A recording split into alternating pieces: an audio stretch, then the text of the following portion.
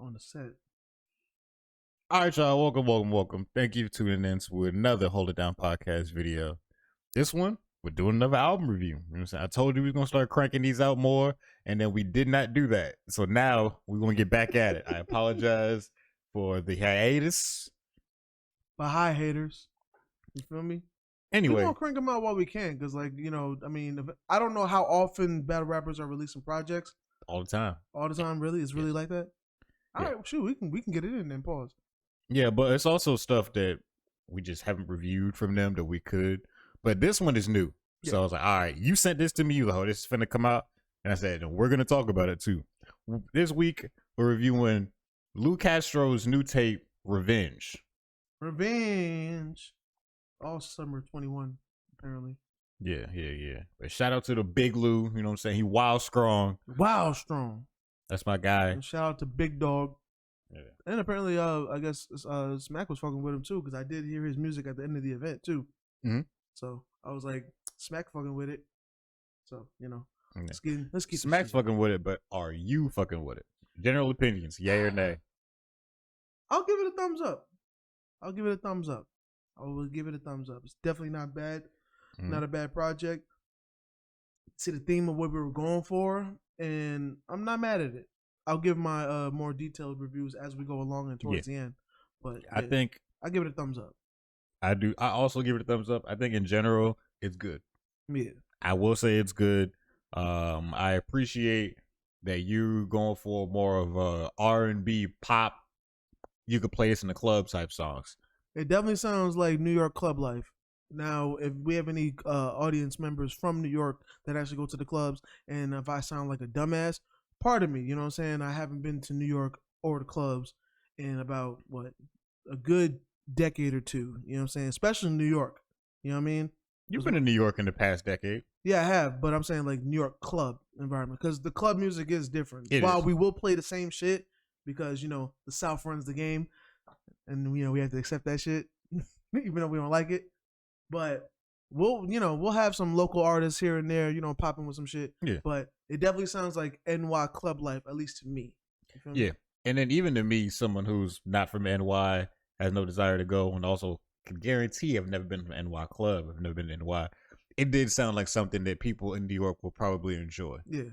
And I will say, don't ever go to an NY strip club. I've been to one. My only time going to a strip club, and almost got jumped by 40-year-old biker niggas. Yeah, I've heard nothing good about New York strip clubs, so I already knew not to do that. Yeah. It's the one place where, usually, in the South, the strippers are the focal point. For some reason, though, in New York strip clubs, the bartenders are the focal point, which is weird. Very I've weird. heard the bartender culture is starting to get bigger down here, too. But it's definitely more about strippers, still. There we go, bringing our shit to other places that ain't welcome. Where it ain't welcome. Right. But this tape was welcome. You know what I'm saying? I'm a fan of it, bro. I'm a fan of it. If you stay making stuff like this, I'll like it. Now, I say overall, this isn't for me. Yeah. This isn't something that I can tell you I'm going to return to all the time. Yeah. It's because I have really southern ears. Yeah. So stuff like this isn't going to appeal to me, but I can see that it's still good.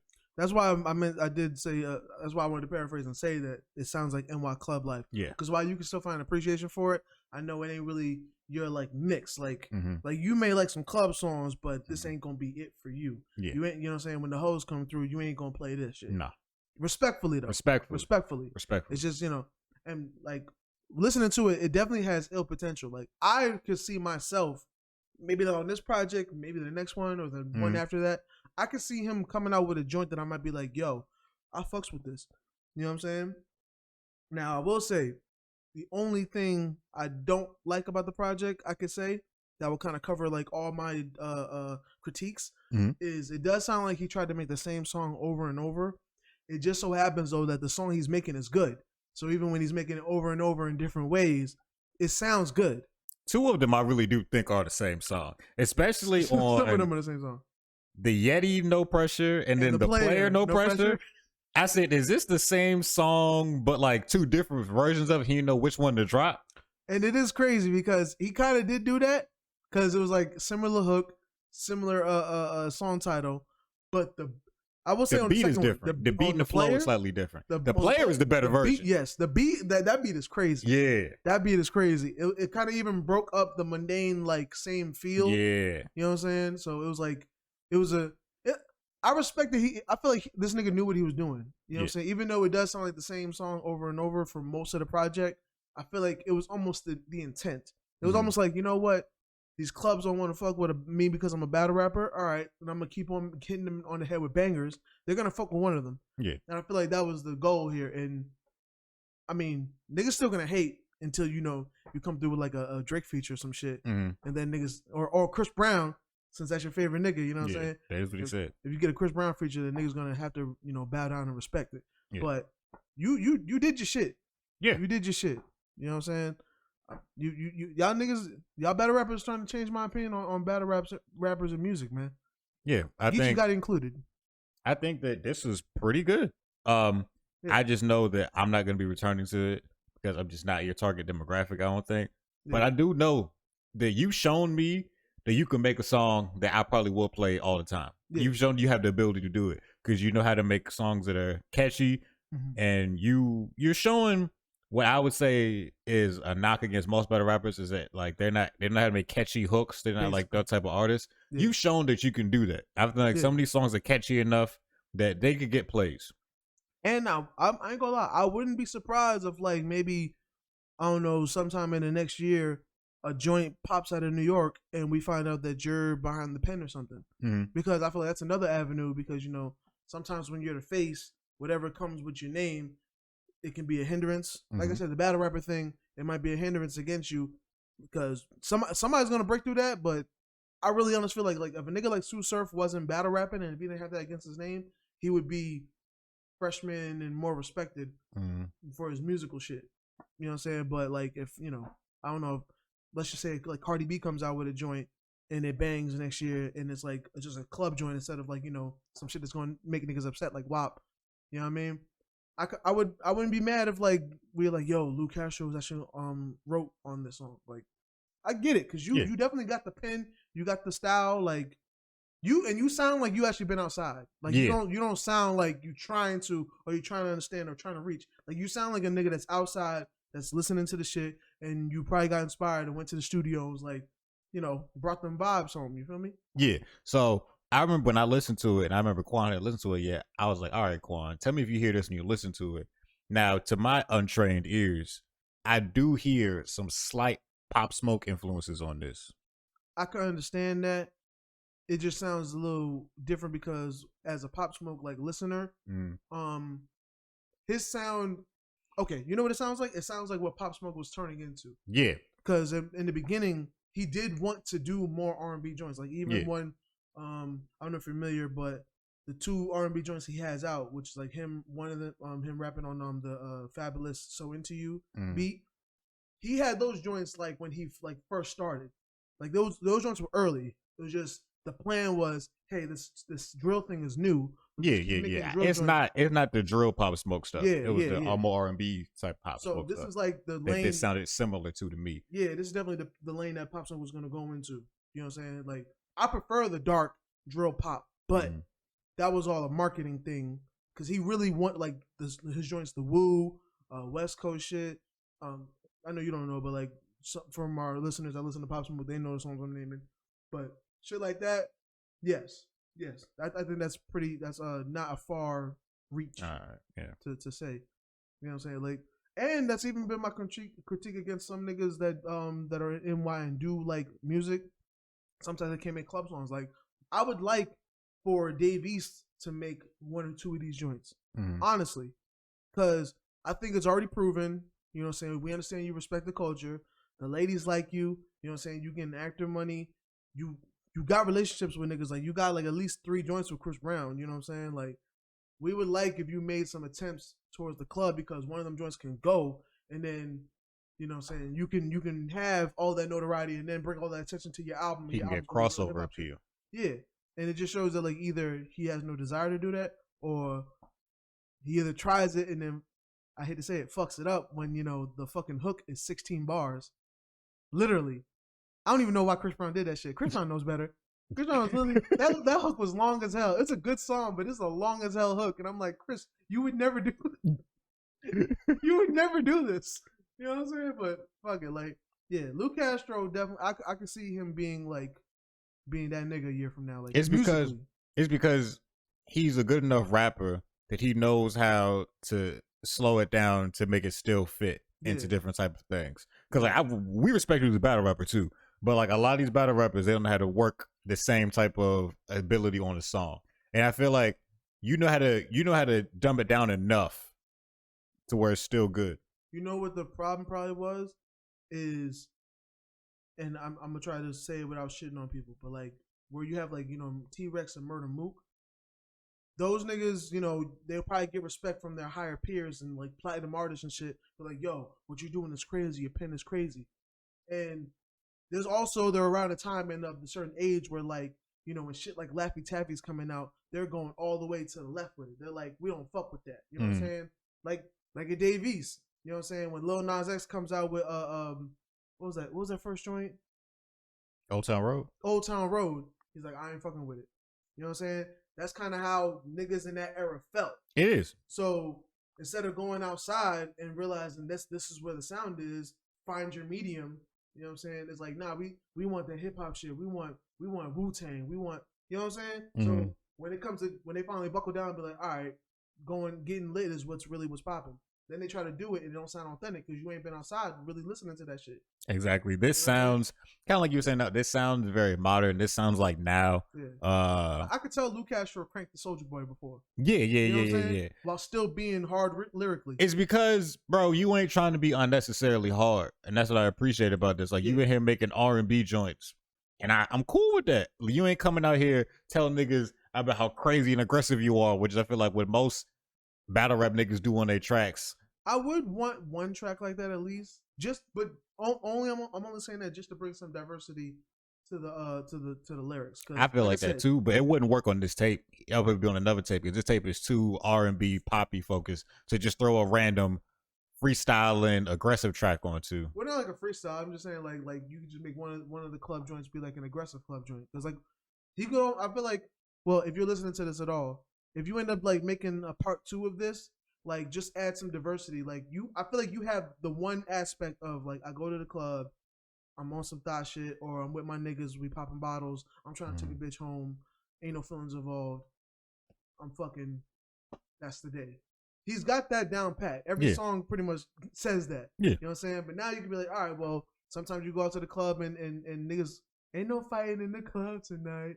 Too many hoes in here. You know what I'm saying? Like, try a slower joint, try a faster joint, an aggressive joint. Just cover all aspects of club life. You know what I'm saying? Maybe cover one on the way to the club. Maybe you find a chick, you might be a little drunk.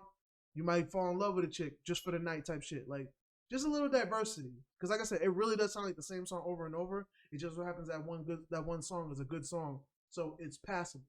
But if you grow into that, like, you gonna be a monster. Like you gonna make me shut up all my shit about battle rappers single-handedly. And them niggas put a lot of work to make me feel the way I feel about battle rappers making music. You know what I'm saying? But Lu Castro, you doing your shit. I wouldn't even mind you doing the drum with Geechee Gotti. That'd be cool. You know what I'm saying? You could jump on some West Coast shit, or he could jump on some New York shit, or both.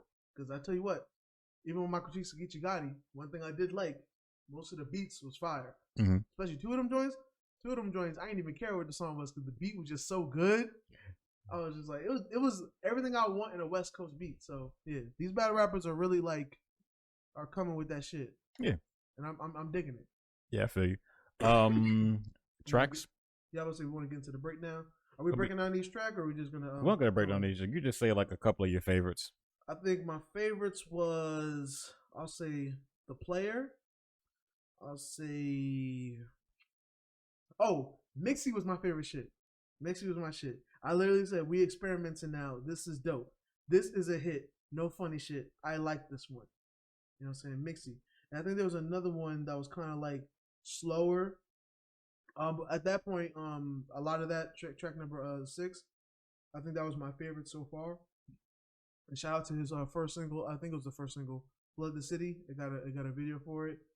Even in the video, there's energy in the video. Niggas are dancing. Like, you can just tell it's a nigga that's been outside doing, you know what I'm saying? So I fucks with the tape. But yeah, I would say those joints. A lot of that, The Player and Mixie.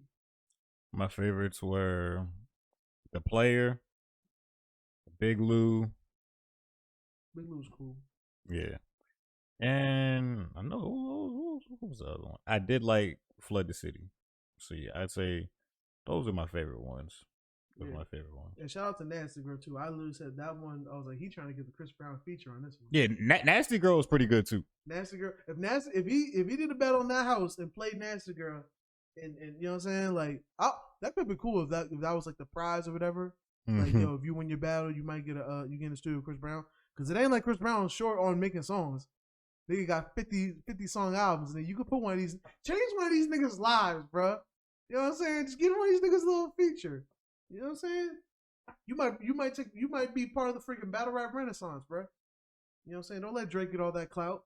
You know what I mean? But yeah, Nasty Girl definitely had potential to go for sure. Yeah. For sure.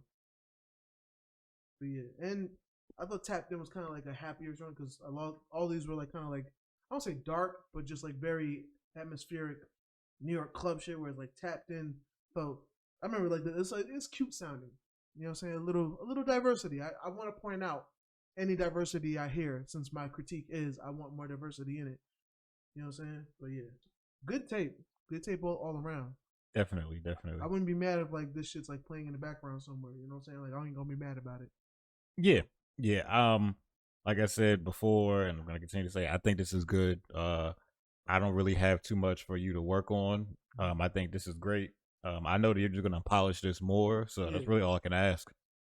I would just say, I think my critique for just even him and Geechee, I would like to see if you possibly can get more some mainstream features, because I do notice y'all seen like even I think there's one feature on this whole tape which, I'm saying as a something you can improve on. I respect it.